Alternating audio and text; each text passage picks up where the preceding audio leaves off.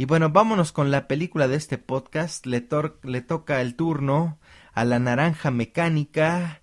La Naranja Mecánica, antes de ir de lleno con la película de este podcast, les debo decir que la película está basada en una novela de Anthony Burgess, publicada en el 62, es decir, hace más de 50 años.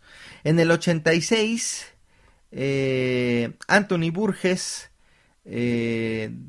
dio algunos datos, algunas palabras en relación a la, a la novela, pero antes de eso, ¿quién es Anthony Burgess? Bueno, pues Anthony Burgess de 1917 nació en el 93 que él murió, escribió música de cámara, algunas obras para orquesta y publicó entre otros libros un ensayo sobre Joyce, un panorama de la ficción contemporánea y varias novelas, Inside Mr. Enderby, Nothing Like the Sun, The Waiting Seed, Trémula Intención, Poderes Terrenales. La Naranja Mecánica cuenta la historia del Natsat adolescente Alex y sus tres drugos amigos en un mundo de crueldad y destrucción. Alex tiene, ha escrito Burgess, los principales atributos humanos: amor a la agresión, amor al lenguaje, amor a la belleza, pero es joven y no ha entendido aún la verdadera importancia de la libertad. Lo que disfruta de un modo tan violento, ultraviolencia le llama, en cierto sentido vive en el Edén y sólo cuando cae, como en verdad le ocurre desde una ventana, parece capaz de llegar a transformarse en un verdadero ser humano. Uno de los pocos libros que he sido capaz de leer en los últimos años, dijo en su momento William Burroughs. El autor tenía esta opinión del fenómeno causado por su novela y por la película. La Naranja Mecánica exprimida de nuevo. Publiqué la novela A Clockwork Orange en el 62, lapso que debería haber bastado para borrarla de la memoria literaria del mundo. Sin embargo, se resiste a ser borrada, y de esto la versión cinematográfica de Stanley Kubrick es la principal responsable. De buena gana la repudiaría por diferentes razones, pero eso no está permitido. Recibo cartas de estudiantes que tratan de escribir tesis sobre la novela, o peticiones de dramaturgos japoneses para convertirla en una suerte de obra de teatro no. Así pues, es altamente probable que sobreviva, mientras que otras obras mías, que valoro más, muerdan al polvo. Esta no es una experiencia inusual para los artistas. Rachmaninoff solía lamentarse de que se le conociera principalmente por un preludio en do menor sostenido que compuso en la adolescencia, mientras que sus obras de madurez no entraban nunca en los programas. Los niños afilan sus dientes pianísticos en un minueto en sol que Beethoven compuso solo para poder detestarlo. Tendré que seguir viviendo con la Naranja Mecánica, y eso significa que me liga a ella un cierto deber de autor. Tengo un deber muy especial hacia ella en los Estados Unidos y será mejor que explique en qué consiste. Expondré la situación sin rodeos. La Naranja Mecánica nunca ha sido publicada completa en Norteamérica. El libro que escribí está dividido en 3 partes de 7 capítulos cada una. Recurra a su calculadora de bolsillo y descubrirá que eso hace un total de 21 capítulos. 21 es el símbolo de la madurez humana, o lo era, puesto que a los 21 tenías derecho a votar y asumías las responsabilidades de un adulto, fuera cual fuese su simbología. El caso es que 21 fue el número con el que empecé. A los novelistas de mi cuerda les interesa la llamada numerología, es decir, que los números tienen que significar algo para los humanos cuando éstos los utilizan. El número de capítulos nunca es del todo arbitrario, del mismo modo que un compositor musical trabaja a partir de una vaga imagen de magnitud y duración. El novelista parte con una imagen de extensión y esa imagen se expresa en el número de partes o capítulos en los que se dispondrá la obra. Esos 21 capítulos eran importantes para mí, pero no lo eran para mi editor en Nueva York. El libro que publicó solo tenía 20 capítulos. Insistió en eliminar el 21. Naturalmente yo podía haberme opuesto y llevar mi libro a otra parte, pero se consideraba que él estaba siendo caritativo al aceptar mi trabajo y que cualquier otro editor de Nueva York o Boston rechazaría el manuscrito sin contemplaciones. En el 61 necesitaba dinero, aún la miseria que me ofrecían como anticipo, y si la condición para que aceptasen el libro significaba también su truncamiento, pues que así fuera. Por tanto, hay una profunda diferencia entre la naranja mecánica, que es conocida en Gran Bretaña, y el volumen un poco más delgado que lleva el mismo título en los Estados Unidos. Sigamos adelante. El resto del mundo recibió sus ejemplares a través de Gran Bretaña, y por eso la mayoría de las versiones, ciertamente las traducciones francesa, italiana, rusa, hebrea, rumana y alemana, tienen los 21 capítulos originales. Ahora bien, cuando Stanley Kubrick rodó su película, aunque lo hizo en Inglaterra, siguió la versión norteamericana, y al público fuera de los Estados Unidos le pareció que la historia acababa algo prematuramente. No es que los espectadores exigieran la devolución de su dinero, pero se preguntaban por qué Kubrick había suprimido el desenlace. Muchos me escribieron a propósito de eso. La verdad es que me he pasado buena parte de mi vida haciendo declaraciones serográficas de intención y de frustración de intención, mientras que Kubrick y mi editor en Nueva York gozaban tranquilamente de la recompensa por su mala conducta. La vida, por supuesto, no es justa, es terrible. ¿Qué ocurría en ese 21º capítulo? Ahora tienen la oportunidad de averiguarlo. En resumen, mi joven criminal protagonista crece unos años, la violencia acaba por aburrirlo y reconoce que es mejor emplear la energía humana en la creación que en la destrucción.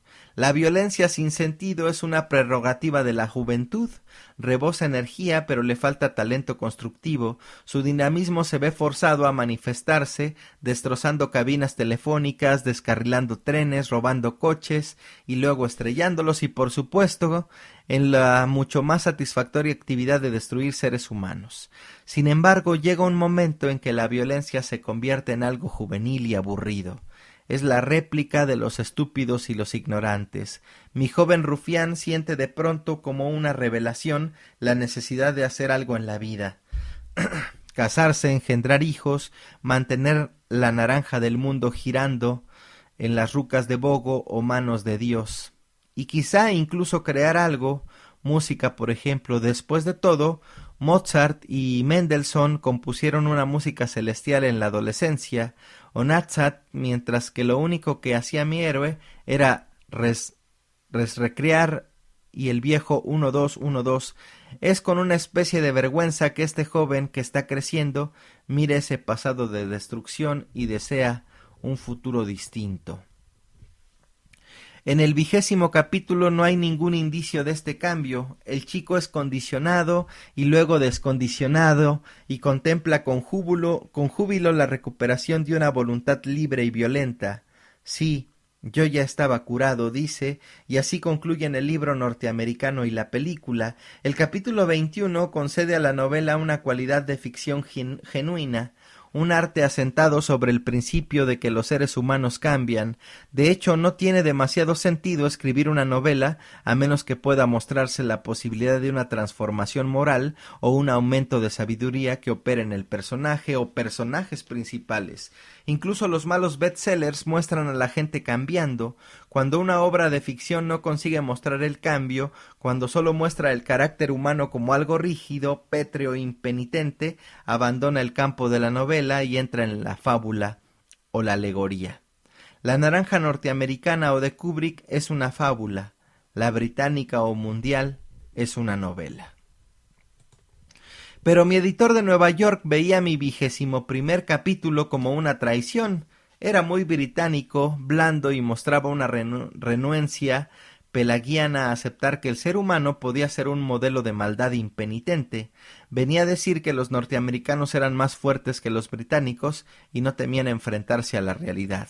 Pronto se verían enfrentados a ella en Vietnam. Mi libro era kennediano y aceptaba la noción de progreso moral. Lo que en realidad se quería era un libro nixoniano sin un hilo de optimismo. Dejemos que la maldad se pavonee en la página y hasta la última línea y se ría de todas las creencias heredadas, judía, cristiana, musulmana o cualquier otra, y de que los humanos pueden llegar a ser mejores personas. Un libro así sería sensacional y lo es, pero no creo que sea una imagen justa de la vida humana. Y no lo creo porque, por definición, el ser humano está dotado de libre albedrío y puede elegir entre el bien y el mal. Si solo puede actuar bien o solo puede actuar mal, no será más que una naranja mecánica, lo que quiere decir que en apariencia será un hermoso organismo con color y jugo, pero de hecho no será más que un juguete mecánico al que Dios o el diablo o el todopoderoso Estado, ya que está sustituyéndolos a los dos, le darán cuerda. Es tan inhumano ser totalmente bueno como totalmente malvado. Lo importante es la elección moral. La maldad tiene que existir junto con la bondad para que pueda darse esa elección moral. La vida se sostiene gracias a la enconada oposición de entidades morales. De eso hablan los noticiarios televisivos. Desgraciadamente hay en nosotros tanto pecado original que el mal nos parece atractivo. Destruir es más fácil y mucho más espectacular que crear. Nos gusta morirnos de miedo ante visiones de destrucción cósmica, sentarse en una habitación oscura y componer la misa solemnis o la anatomía de la melancolía no da pie a titulares ni a flashes informativos. Desgraciadamente, mi pequeño libelo atrajo a muchos porque despedía los miasmas del pecado original como un cartón de huevos podridos. Parece mojigato e ingenuo negar que mi intención al escribir la novela era excitar las peores inclinaciones de mis lectores. Mi saludable herencia de pecado original se exterioriza en el libro y disfruto violando y destruyendo por poderes. Es la cobardía innata del novelista que delega en personajes imaginarios los pecados que él tiene la prudencia de no cometer. Pero el libro también guarda una lección moral, la tradicional repetición de la importancia de la elección moral. Es precisamente el hecho de que esta lección destaca tanto la que me hace menospreciar a veces La naranja mecánica como una obra demasiado didáctica para ser artística. No es misión del novelista predicar, sino mostrar. Yo he mostrado suficiente, aunque a veces lo oculta la cortina de un idioma inventado. Otro aspecto de mi cobardía, el Natsat, una versión rusificada del inglés, fue concebido para amortiguar la cruda respuesta que se espera de la pornografía. Convierte el libro en una aventura lingüística. La gente prefiere la película porque el lenguaje los asusta, y con razón. No creo tener que recordar a los lectores el significado del título. Las naranjas mecánicas no existen, excepto en el habla de los viejos londinenses. La imagen era extraña, siempre aplicada a cosas extrañas. Ser más raro que una naranja mecánica quiere decir que se es extraño hasta el límite de lo extraño. En sus orígenes, raro, queer, no denotaba homosexualidad, aunque raro era también el nombre que se daba a un miembro de la fraternidad invertida. Los europeos que tradujeron el título como Arancia o a Orologeria o Orange Mechanic no alcanzaban a comprender su resonancia. Cookney y alguno pensó que se refería a una granada de mano, una piña explosiva más barata. Yo la uso para referirme a la aplicación de una moralidad mecánica a un organismo vivo que rebosa de jugo y dulzura. Los lectores del capítulo 21 deben decidir por sí mismos si mejora el libro que presumiblemente conocen o realmente se trata de un miembro prescindible. Mi intención era que el libro concluyese de esta manera, pero tal vez mi juicio estético no era correcto. Los escritores raras veces son sus mejores críticos, y tampoco son críticos. Quod scripsi scripsi, dijo Poncio Pilatos cuando hizo a Jesucristo rey de los judíos. Lo que escrito, escrito está. Podemos destruir lo que hemos escrito, pero no podemos borrarlo. Con lo que el doctor Johnson llamaba fría indiferencia, expondré lo escrito al juicio de ese 0.0000001% de la población norteamericana a la que le importan estas cuestiones. Coman esta porción, este capítulo, o escúpanlo, son libres. Esto lo dijo Antoni Burgess en noviembre del 86. Y bueno, como siempre, les voy a ir narrando las sensaciones y las cosas que me van sucediendo al ver la película, pero al final les voy a dejar una crítica muy interesante de alguien que sí sabe de cine. Y bueno, Vámonos con la película La Naranja Mecánica. El desafío. El personaje rompe la cuarta pared y nos mira desafiante, con su sombrero y su pestaña postiza. La toma se abre y nos deja ver 3 personajes más, bebiendo leche sentados en un sillón y con un par de mujeres enmascaradas, con unos pubis bien poblados como debe de ser, chingao, fungiendo ambas como mesas donde ellos ponen sus vasos o suben los pies. El bar, todo el bar tiene el mismo estilo, esas mesas formadas por mujeres en un 4 reversible. Alex y sus 3 drugos, Pete, Georgie y Dim. Leche con diversas drogas que potencializaban la violencia natural de cada uno de estos parias, un tren cargado de ultraviolencia que viajaba a todo lo que da, buscando estrellarse con algo o con alguien para hacerles sentir que estaban vivos. Un borracho callejero cantando en una especie de túnel, 4 sombras tenebrosas que buscaban descarrilarse con él. La toma del túnel y ellos vestidos de blanco, acercándose mientras Alex sentencia: si algo me caga es ver a un viejo sucio y borracho cantando canciones viejas. El desgraciado hombre termina de cantar y estos 4 le aplauden ruidosamente. Ellos traen consigo una especie de bastones. El borracho les pide algo de dinero y ellos se burlan al mismo tiempo que comienzan a golpearlo y a maldecirlo con una hazaña inaudita. El borracho les dice que no teme morir, ya está harto de vivir en este mundo tan apestoso que engendra gente como ellos, un mundo en donde ya no hay orden ni ley, es decir, Estado de Derecho, y permite que unos jóvenes cualquieras, unos jóvenes imberbes abusen de los viejos. Este ya no es un mundo para los viejos. ¿En qué clase de mundo vivimos? Astronautas. La madriza es épica. La música de Beethoven será una gran contradicción. Todos aquellos que argumentan que la música clásica les gusta porque me relaja, serán escupidos por toda la película donde la violencia es musicalizada por el sordo alemán. Una violación, Billy Boy y sus compas no dan cuartel a una mujer, un escenario abandonado es testigo de las acciones de estos cabrones, la mujer grita y ellos ríen, se divierten. En eso están cuando Alex y sus drugos entran al teatro abandonado. Alex con autoridad les grita ofensas. La mujer que ya estaba doblegada huye, creyéndose salvada. La batalla es harto violenta, lucha extrema. Los de Billy Boy dan batalla, pero el resultado nunca estuvo en duda. Alex y sus drugos abaratan sádicamente a estos cabrones. Las sirenas de la policía suenan y Alex y su banda huyen en un auto descapotable a toda velocidad. 1995, en el 71, parecía un futuro distópico.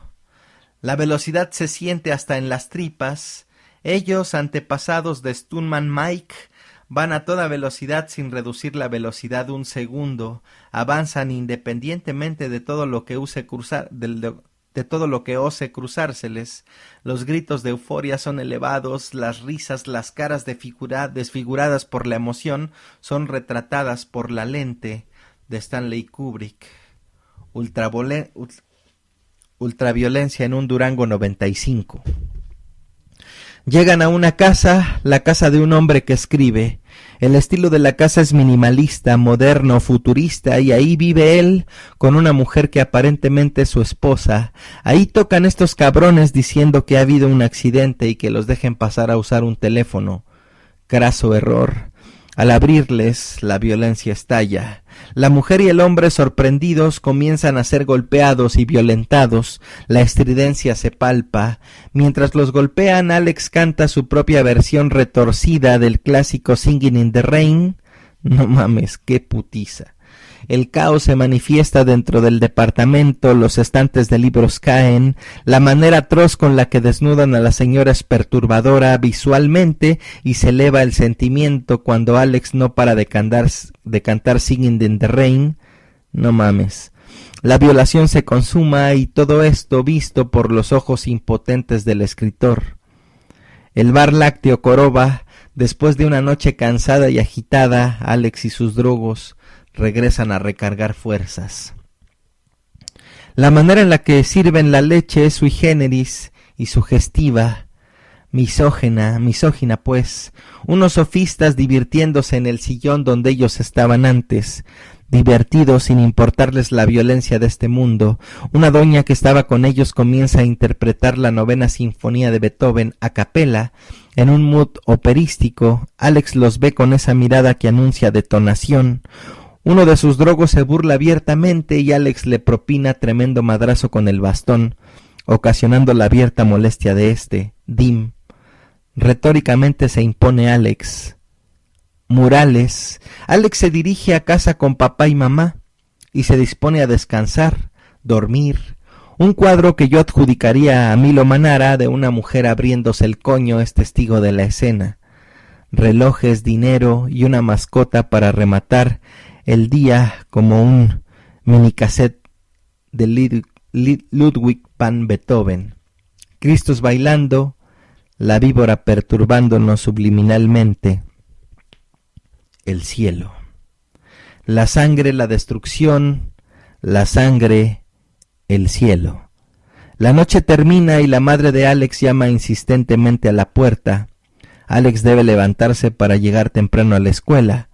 Toda la semana no ha asistido y este día no será la excepción. Alex despierta y resulta curiosa la cerradura de su puerta como de una caja fuerte.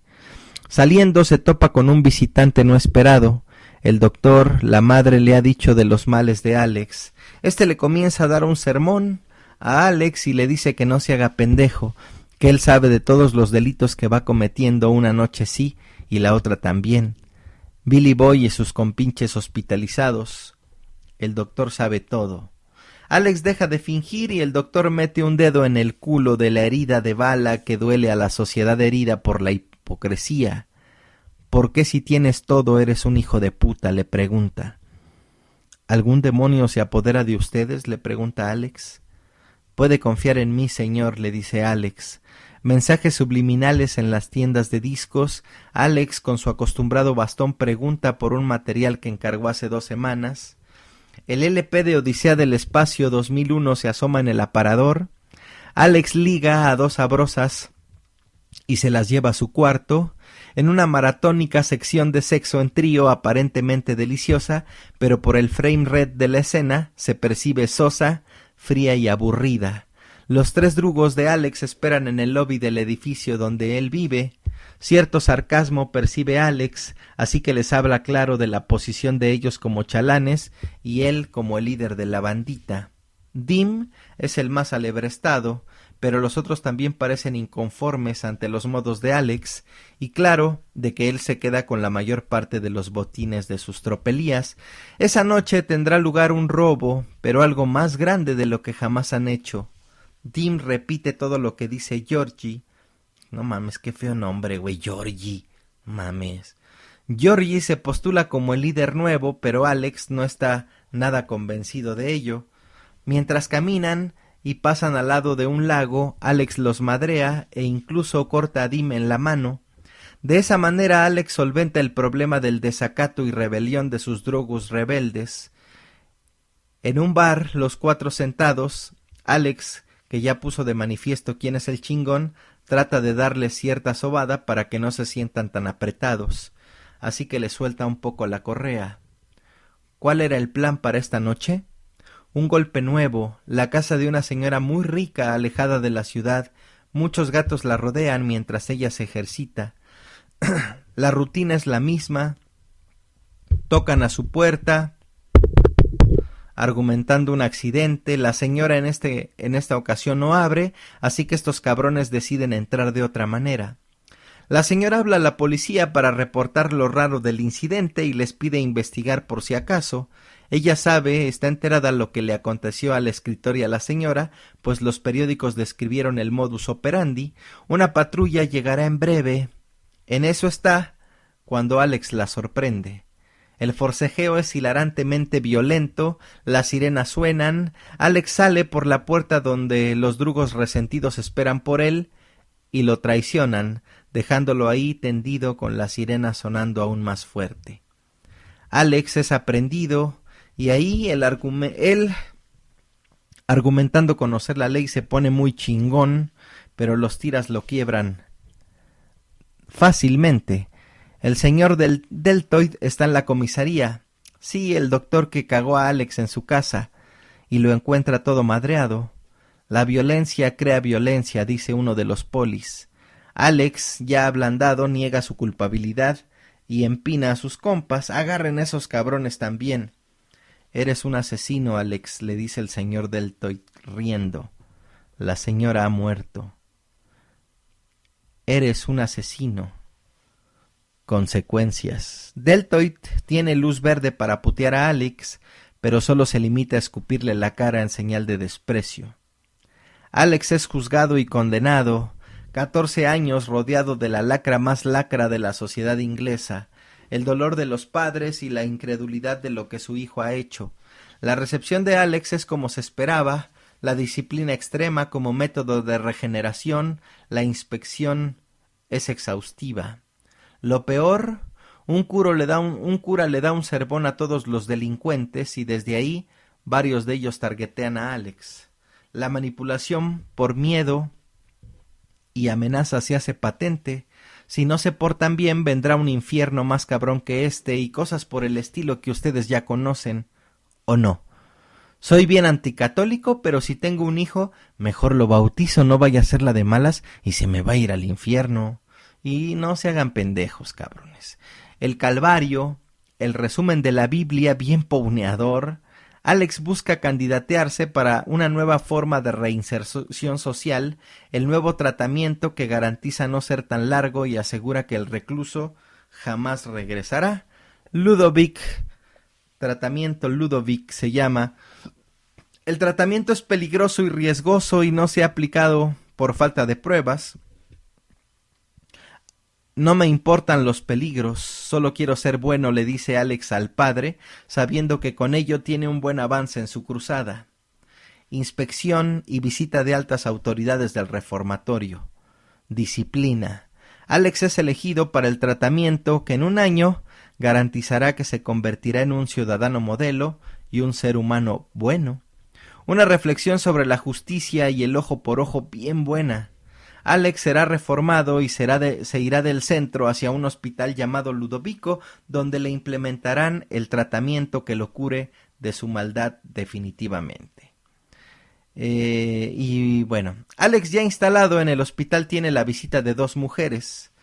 El tratamiento comienza, inyecciones después de cada comida, películas, terapia que hoy muchos de ustedes siguen al pie de la letra, pinzas en los ojos para que no los cierres, equivalente a muchas técnicas para que ustedes no puedan dejar de ver las cosas en la calle. ¿O cuántos de ustedes que me escuchan no se cagan en Televisa y ladran en contra de ella, pero ayer en la noche estaban siendo parte del rating de 40 millones que tiene Televisa porque ustedes no pueden dejar de ver el puto fútbol? La terapia, camisa de fuerzas, películas y 0 parpadeos. El primer film, violencia extrema, doctores expectantes al fondo del cine.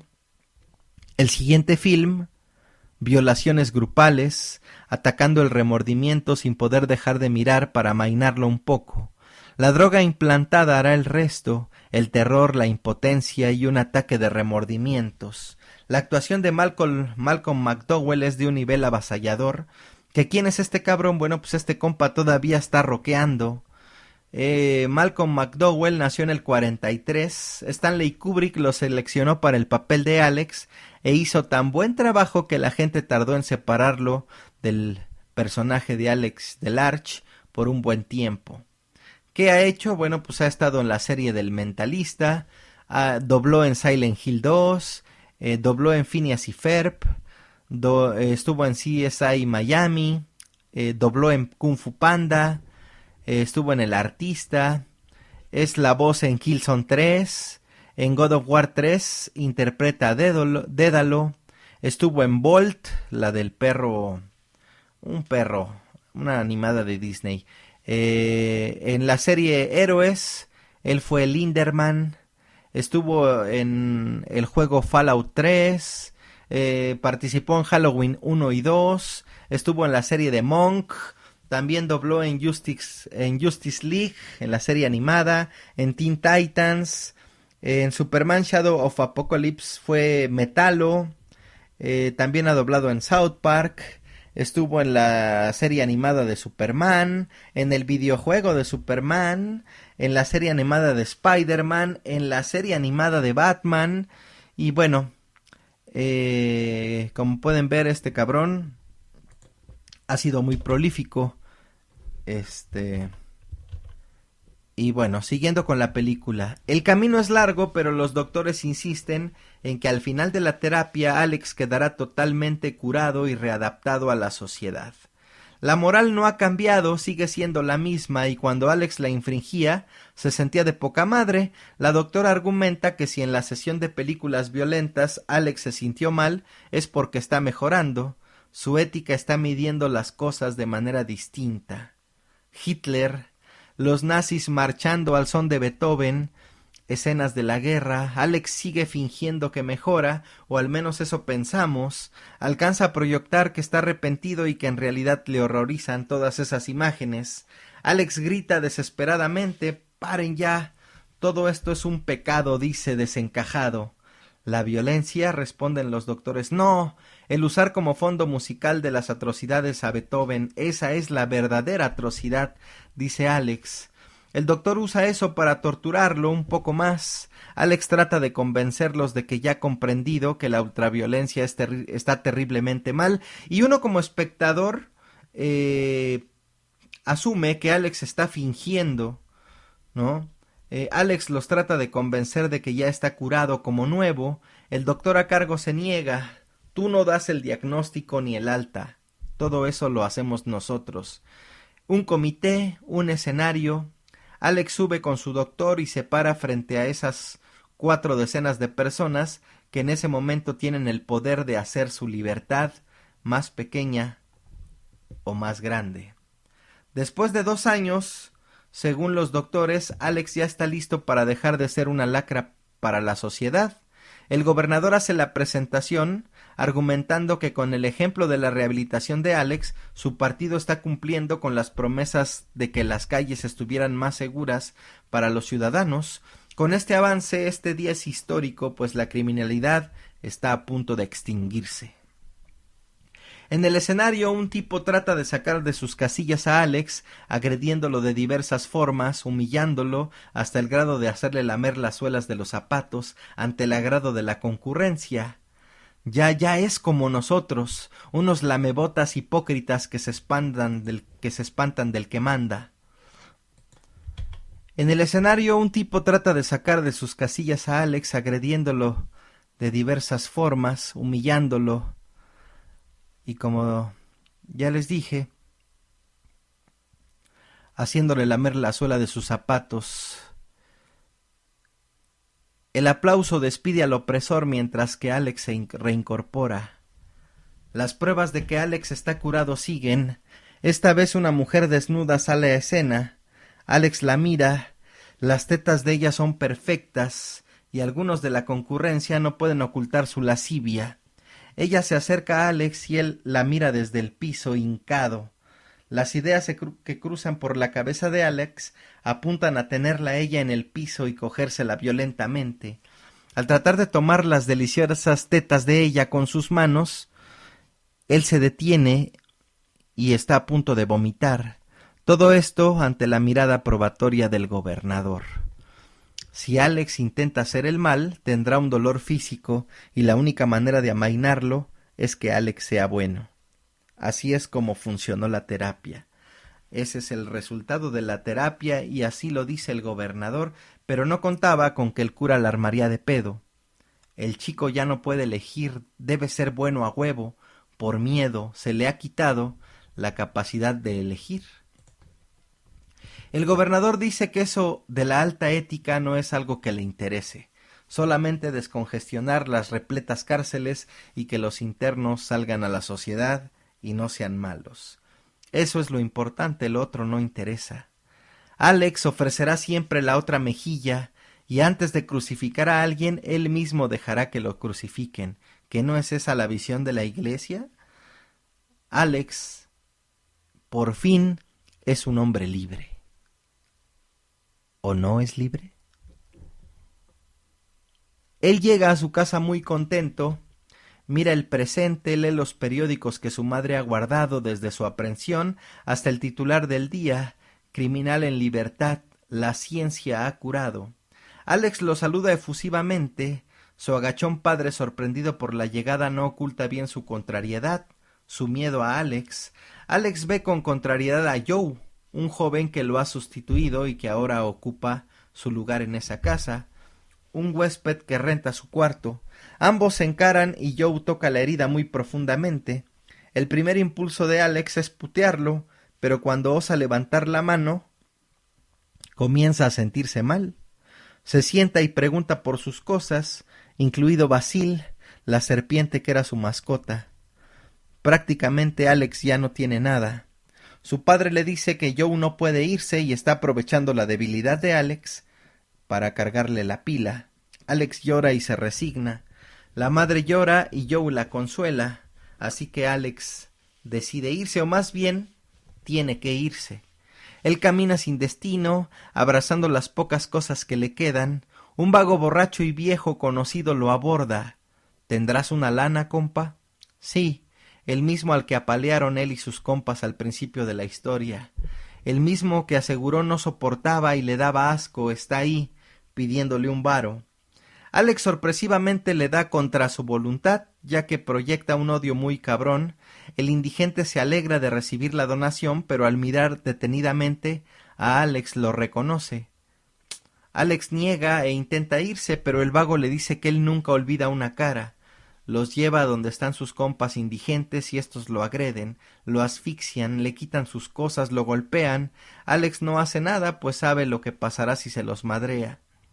Las manos viejas y las caras rodeándole casi lo desquician. Un par de polis lo ayudan y estos resultan ser sus antiguos camaradas que ahora defienden a la población. Alex los mira sorprendidos, estos se ríen de él y lo suben a la patrulla. Lo llevan por un paraje solitario, riéndose estrepitosa y convulsivamente. La risa molesta de hecho, y ahí lo torturan golpeándolo y tratando de ahogarlo en una especie de pileta con agua sucia. Venganza. Alex queda ahí jalando aire, desorientado, mojado, derrotado y violentado. Solo. ¿Libre? Dim y el otro se van y le dicen que se verán próximamente. La lluvia y la noche caen. Alex camina dando tumbos.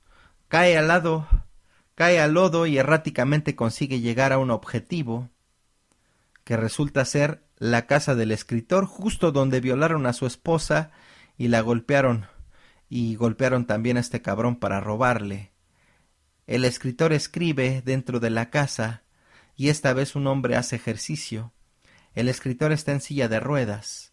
La tensión crece, pero se disipa, pues el escritor no reconoce a Alex en su faceta de agresor, pero sí lo reconoce por ser la víctima del sistema al que torturaron, como decían recientemente los periódicos. Víctimas.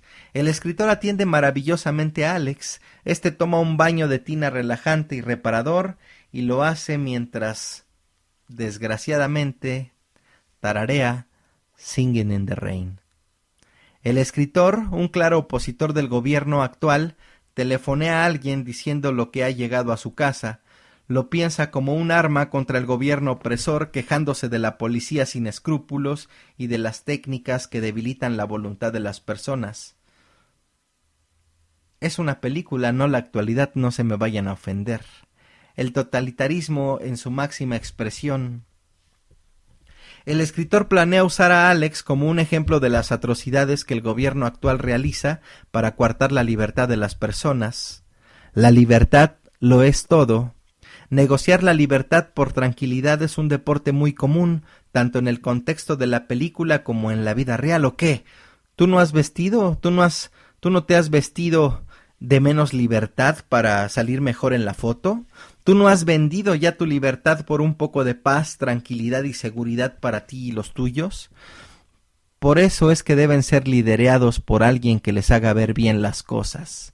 Alex canta a grito abierto Singing in the Rain y el escritor lo escucha y tiene un ataque de pánico. Recuerda lo que ha sucedido, recuerda a Alex.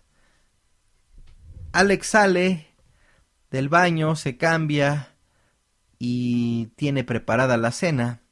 El escritor, con un semblante distinto, le pregunta por la comida y el vino.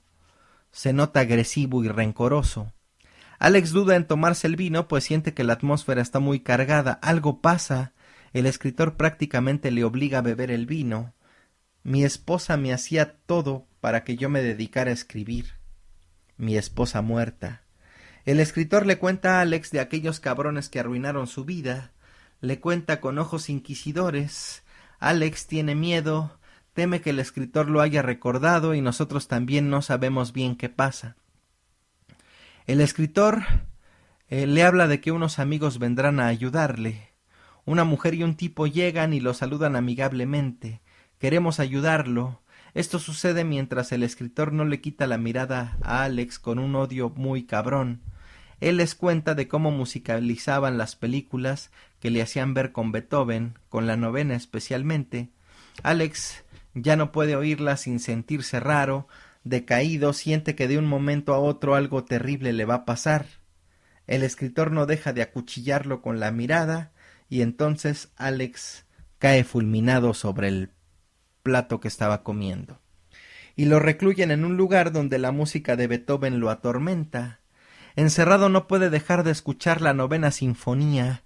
Abajo el escritor escucha los gritos de terror de Alex, sonríe y disfruta.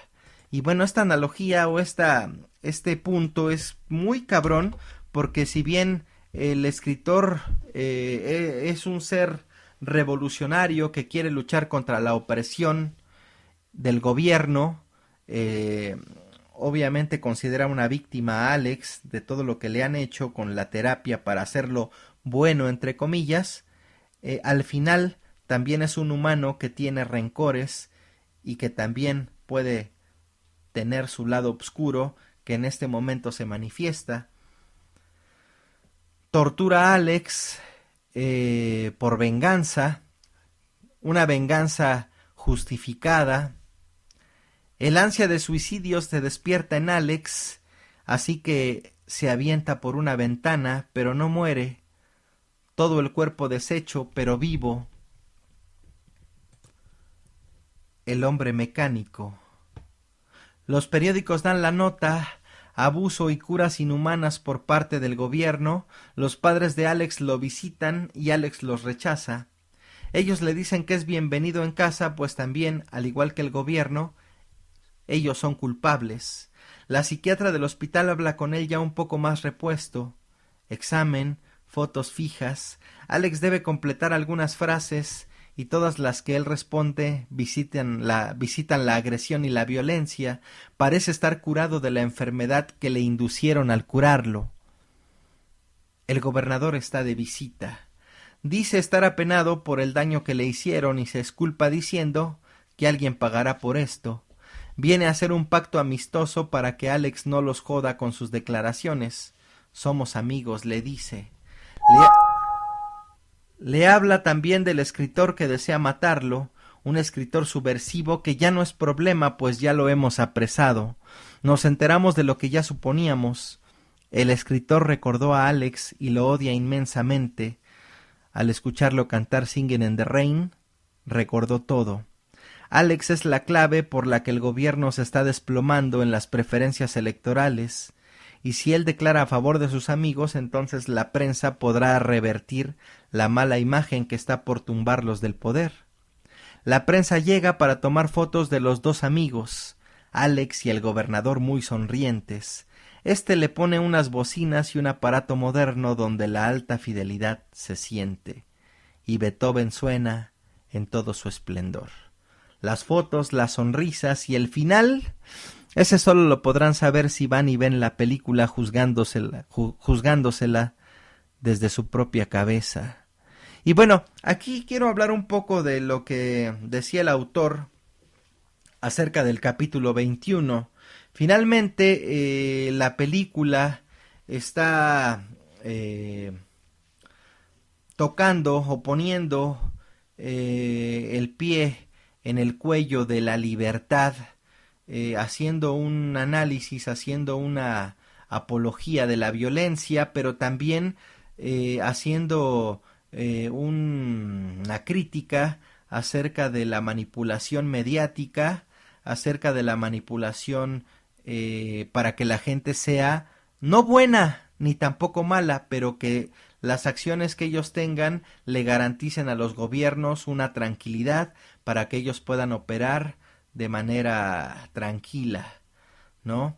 El capítulo 21 del que hablaba el autor le permite a Alex redimirse y decidir ser bueno, ¿no? Como lo que él comenta. Y bueno, parece que Stanley Kubrick no quería darle esa oportunidad a Alex, y eso, desde mi punto de vista, hubiera restado mucha fuerza a la contundencia del mensaje. Y bueno, es una película de 10 que pone la pistola en la cabeza de ti, y de ti, y de ti, y de ti también.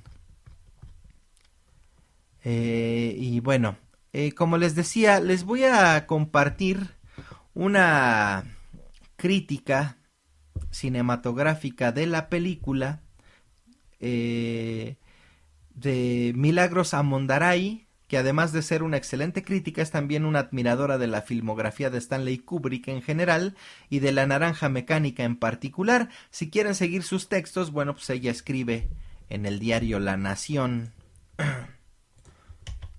Tenía ciertos prejuicios contra ella, pero tras verla me di cuenta que es la única película que existe acerca del verdadero significado del mundo moderno, expresó una vez Luis Buñuel acerca de La Naranja Mecánica, octavo largometraje de Stanley Kubrick y sucesor de 2001 Odisea del Espacio.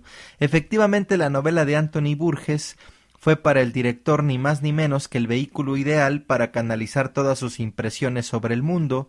No es casual que gran parte de su obra haya tomado como base una fuente literaria, como tampoco es casual que todos esos protagonistas de distinta índole y en distintos ámbitos puedan formar un mismo pensamiento, una concepción homogénea de la sociedad, incluso cuando a simple vista no parezca existir nada que los una.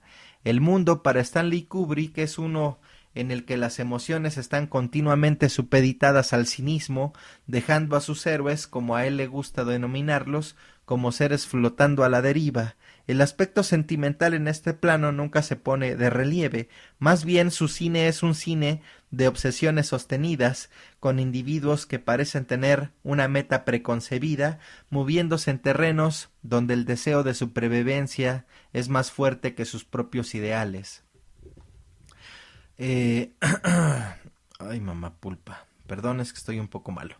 Se puede afirmar que todas las obras de Kubrick y que todos esos personajes centrales que la configuran están escindidos en dos alternativas: o abrazan su humanidad, la defienden y la alimentan de esperanza, como el rostro rebosante del niño estrella del final de Odisea 2001, o bien se autoimponen convertirse en herramienta de ese sistema, desenchufando cualquier ímpetu de cuestionar el orden establecido.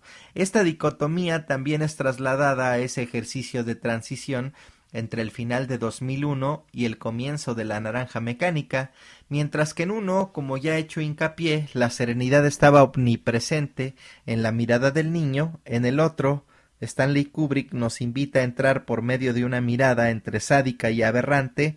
Alex Delarge, líder de una pandilla de drogos, se encuentra en el Coroba Milk bar tomando su dosis de leche, Moloco Velocet, antes de salir a perpetuar una serie de hechos atroces. A Kubrick le gustaba el distanciamiento intelectual y trabajaba con tanto detallismo que en una misma idea, que eso lo llevaba a una estilización notoria. Por este motivo, su cámara pasa de un primer plano de Alex a un plano general que nos despliega ese micromundo al que este héroe se encuentra habituado.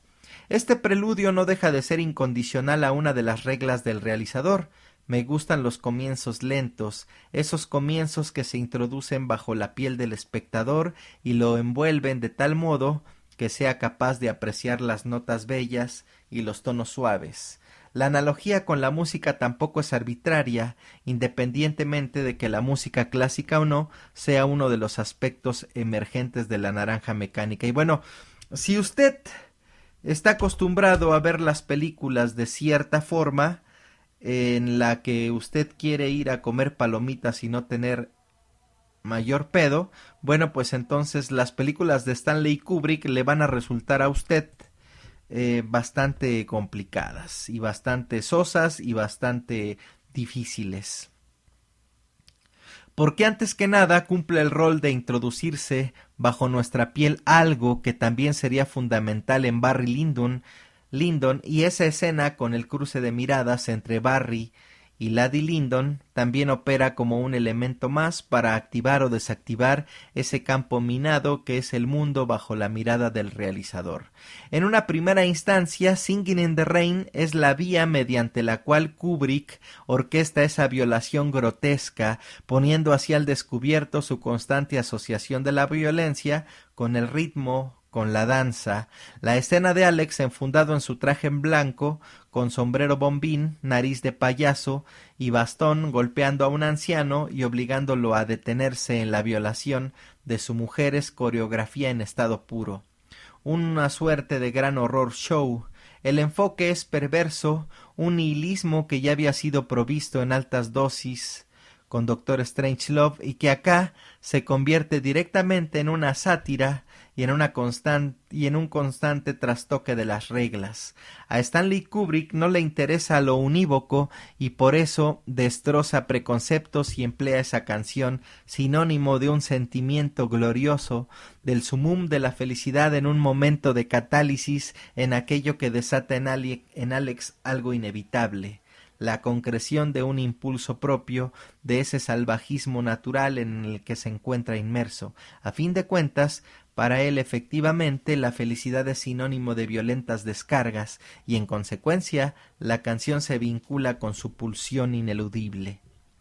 Me interesa tomar una historia fantástica o improbable y tratar de llegar a su fondo, lograr que no solo parezca real sino inevitable. Estas palabras de Stanley Kubrick también las podemos aplicar no solo a la secuencia previamente descrita, sino también al otro gran momento en el que la música vuelve a cumplir un rol activo, o mejor dicho, un rol que activa una sensación. A diferencia de la alegría exacerbada de Alex al golpear y violar al ritmo de Singing in the Rain, en la segunda parte del filme, cuando el joven es apresado para su posterior reformación con el método Ludovico, Stanley Kubrick utiliza la novena sinfonía de Beethoven como disparador de toda clase de padecimientos poco agradables. Alex es forzado a observar una sucesión de hechos espantosos, desde explosiones hasta ahorcamientos, con la mencionada sinfonía como banda sonora. Ahora es él quien no tiene otra alternativa más que asociar esa música que solía proveerlo de placer con acontecimientos de lo más extremos. Sin embargo, así como Alex es usado por el sistema para comprobar que la corrección de una conducta no es algo improbable sino factible, Alex, al ser al mismo tiempo un ser desalmado e inteligente, al ser él mismo un arma de doble filo y la representación corpórea de esas dicotomías kubrickianas, también nos hará saber sobre el final y nuevamente con la mirada como baluarte que si bien se encontró escindido, finalmente llegó a tomar una decisión por sí mismo, con conciencia y con cierto regodeo en ella. Cada uno de los protagonistas de Kubrick transitan un camino de autodescubrimiento que los hacen desembocar en distintos lugares antes de que pueda incluso arribar a un último destino. A fin de cuentas, la filmografía de Stanley Kubrick concluye con Ojos bien cerrados, I Will Shot, la quinta esencia del recorrido de un hombre perdido en un mundo hostil, quien encuentra más enigmas que respuestas, pero que opta por no responder a esos pálpitos que se producen a su alrededor. En La Naranja Mecánica también tenemos una odisea de índole similar, una odisea que podríamos definir como elegante, incluso a pesar de su latente fatalismo. Lo que Alex piensa, lo que Alex planea, lo que Alex ejecuta, está expuesto en todos los distintos universos en los que decidió o fue obligado a moverse, universos que pueden ser tan pequeños como los confines de una disquería, o tan vastos como esa sociedad autómata. Por eso es que, volviendo a una observación inicial, Kubrick se sentía más cómodo tomando personajes de novelas. En sus propias palabras, la novela ideal para llevar al cine es aquella que ahonda en la vida interior de los personajes, lo cual nos puede llevar a preguntarnos si realmente es posible saber lo que sucede en la mente de Alex. La respuesta es más positiva que negativa, porque a pesar de cierta ambigüedad, estamos ante un individuo que, tanto con su rostro como con su manera de escupir las palabras, notable escena del test en el hospital, recientemente reinterpretada por Paul Thomas Anderson en The Master, nos está llevando hacia, o nos está haciendo parte de, disímiles representaciones de sus fantasías más espantosas. Y aquí es donde radica la esencia de La Naranja Mecánica en particular, y de todo el cine de Kubrick. Podemos condenar los actos de Alex, desaprobarlos de manera inmediata, pero nunca podemos desconfiar de él. Sus motivaciones están al desnudo, metafórica y literalmente. La desconfianza la generan los estados emocionales ajenos o las dobles intenciones de su entorno, que no está buscando la verdad, sino el reconocimiento, la satisfacción de mantener un orden que, en realidad, es un concepto inventado, insustancial. Por eso, el horror show que representa La Naranja Mecánica dentro de la filmografía de Kubrick es en realidad un mundo imaginario, un mundo donde se percibe con desdén cualquier atisbo de sentimiento, por más deforme que éste sea. Esta película es el gran ejemplo de la obsesión de Kubrick por una sociedad donde todo está controlado en exceso, una sociedad de contenido vacío, de máscaras donde todo se disfraza y está dispuesto más como un show que como algo real y trascendente. El director solía aludir al ser humano con brutal sinceridad. Somos capaces de los actos más bondadosos, pero también de los más perversos. El problema es que a menudo no distinguimos entre unos y otros. Así es como no nos extraña ni el final de Alex y su vuelta a la normalidad, o a su propio concepto de normalidad al menos, ni tampoco su disfrute de ese estado que le había sido arrebatado. De ese modo, él comienza a desquebrajar ese orden social que estuvo siempre a 2 pasos de su desintegración, pero tampoco es arbitrario que esa desintegración quede en nuestra mente o nuestra interpretación de ese desenlace, de ese fin del recorrido, porque a Kubrick no le interesaba culminar, lo suyo era dejar la puerta entreabierta. A fin de cuentas, La Naranja Mecánica, como todo su cine, es una gran danza, una gran profusión de ritmos y sensaciones donde el diálogo queda en un rol parentético.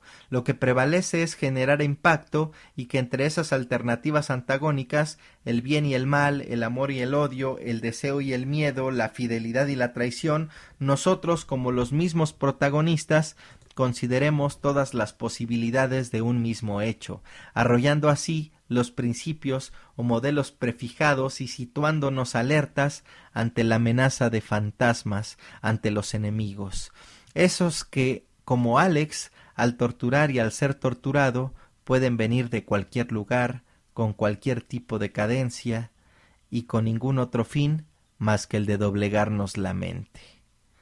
Y bueno, como ya lo dije, la película es la octava de Stanley Kubrick del 71, con más de 40 años ya, y pues ha demostrado ser una película, como muchas de este cabrón, de Kubrick, atemporal, que será vista en 100 años y siempre tendrá una postura muy interesante ante la sociedad.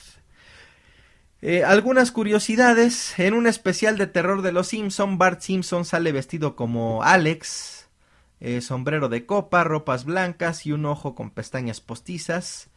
En el minuto 18:20 aproximadamente, después de aparecer el póster de la mujer y la serpiente, abajo aparecen las figuras de 4 Cristos con el puño en alto.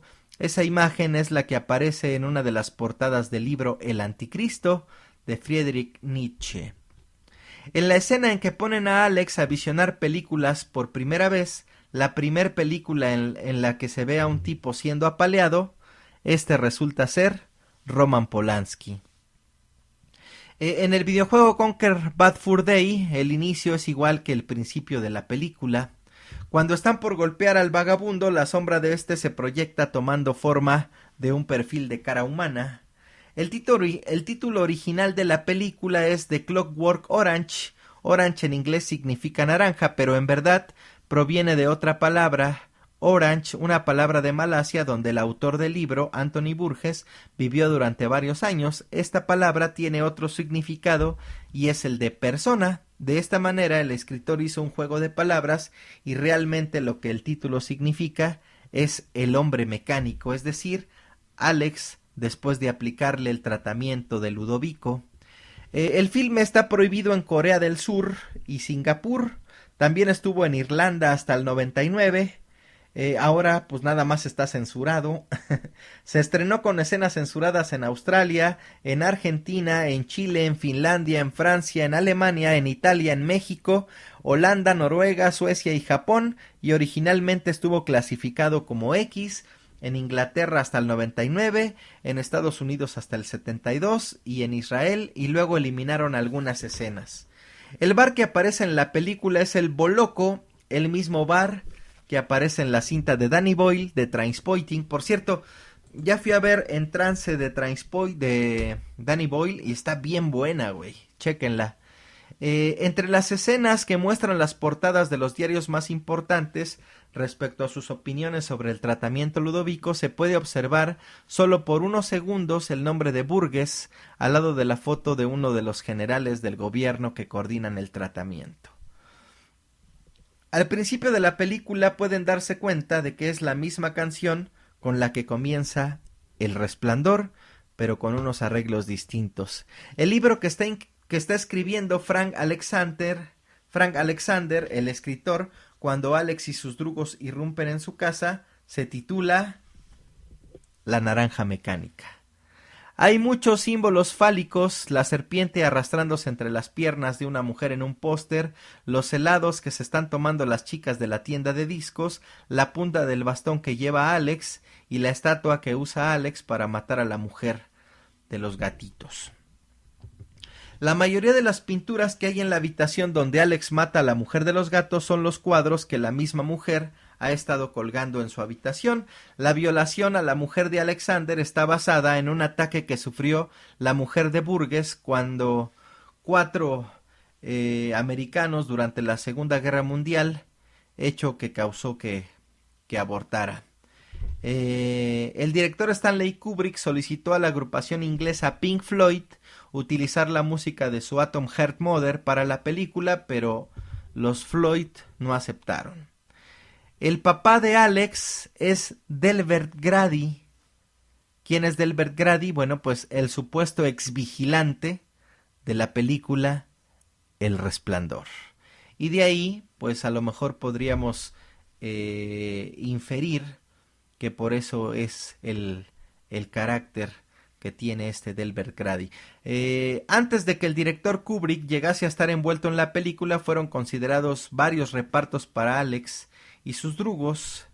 Después de la película, Malcolm McDowell no pudo usar nunca más gotas para los ojos, por las escenas donde le abren los ojos y le están eche gotas.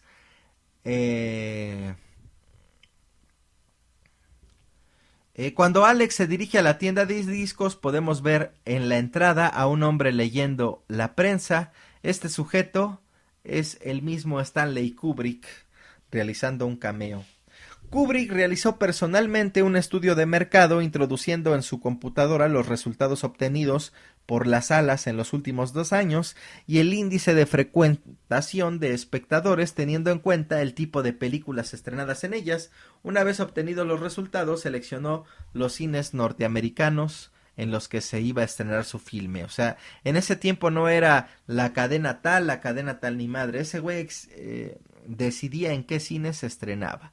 Stanley Kubrick hizo deliberadamente continuos errores en la escena inmediatamente después de la escena en la que Frank Alexander descubre quién es verdaderamente Alex. Los platos se mueven alrededor de la mesa y el nivel del vino en el vaso cambia varias veces para crear una sensación de desorientación al espectador. Los derechos de la película fueron vendidos por unos pocos centenares de dólares, pero después fue revendida por una suma mucho más grande. En la película hay muchas referencias a Ludwig van Beethoven. En la escena en la que Alex regresa a su casa en la primera noche y saca de un cajón a su serpiente, pone a esta sobre una rama con forma de árbol y justo sobre esta rama hay un cuadro de una mujer desnuda. Lógicamente representa a Eva en el paraíso antes de cometer el pecado original, y más aún luego hay un cambio de imagen en la que muestran a Cristo enfocando principalmente sus heridas de la crucifixión. El suicidio de Alex se consiguió tirando la cámara desde un tejado. En el sexto intento la cámara cayó por delante como se pretendía y el motor quedó intacto. Cuando Alex entra en su habitación e introduce la cinta La Novena Sinfonía de Beethoven, extrae previamente una cinta del compositor Giorgi Ligeti, que también es autor de la banda sonora de Odisea del Espacio 2001. La película se llama así porque con naranja se refiere al cerebro y con mecánica a que nuestro cerebro es mecánico y al final se vuelve como el principio sin poder alterar su mecanismo. Y bueno, durante el rodaje Kubrick quiso introducir algo en la película relacionado también con el título. La colcha de Alex tiene dibujos de naranjas. Durante la cena en casa del escritor, Kubrick como ya lo habíamos dicho, desorienta al espectador para que de esa manera la analogía de la manipulación pues quede amarre un poco más, ¿no? La película fue autocensurada por Kubrick antes de estrenarse, ya que se rumoró que una pandilla de cabrones habían asesinado a un vagabundo mientras cantaban Sing Under the Rain, imitando la película que habían visto. Solo hasta la muerte del director los ingleses no han podido disfrutar de la película en sus cines. Y bueno, de todos es sabido el control absoluto que Kubrick en cuanto a la distribución y proyección que hacía de sus películas. Una de las anécdotas que cimentaron esa leyenda fue que en un cine de Nueva York que proyectaban la película tenía pintadas las paredes de blanco, lo que producía un reflejo molesto en la pantalla. Al enterarse esto, se encargó personalmente de contratar a unos pintores para que pintaran el cine de negro. Alex y su banda hablan una jerga futurista inventada por Burgess llamada Nadstat, mezcla de términos coloquiales rusos y slang británico. Por ejemplo, Roser, policía, Dugo, amigo, Malchik, muchacho, o Moloco, leche. Durante la secuencia en que Alex golpea a Mr. Alexander, interpretado por Patrick Magee, Kubrick le dijo a McDowell: mientras le golpeas canta algo, lo que más te guste, lo que sea, y entonces McDowell empezó a cantar el célebre tema Singing in the Rain, ya que era la única canción de la que se sabía la letra. Inmediatamente Kubrick se puso en contacto con los propietarios de los derechos para incluirla en la película. Y bueno, la serpiente llamada Basil fue introducida furtivamente por Stanley Kubrick en una secuencia cuando se enteró de que Malcolm McDowell tenía fobia a los reptiles. Según parece, Kubrick basó su guión en la edición americana del libro de Anthony Burgess, al que le faltaba el último capítulo, el 21, que es lo que vimos hace rato. En este capítulo Alex se había cansado de la ultraviolencia, considerando la posibilidad de casarse y sentar cabeza. Y bueno, Kubrick dijo que no conocía la versión británica. Kubrick insistió en que la leche que había en los surtidores del Coroba Mikkelbark fuera cambiada cada hora, ya que debido al color de los focos se cuajaba en chinga.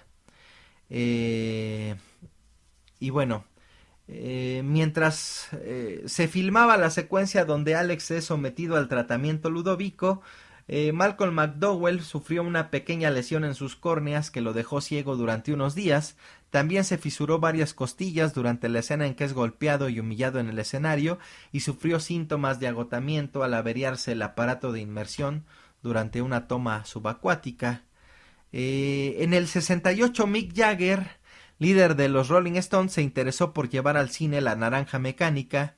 Obviamente él interpretaría a Alex, mientras que el resto de los Stones, que en ese entonces era Bill Wyman, Charlie Watts, Keith Richards y Brian Jones, serían los drugos. Por supuesto, Anthony Burgess se negó rotundamente. Cuando Alex y sus drugos entran al Coroba Milk Bar, se ve claramente un lienzo en la pared de una mujer desnuda.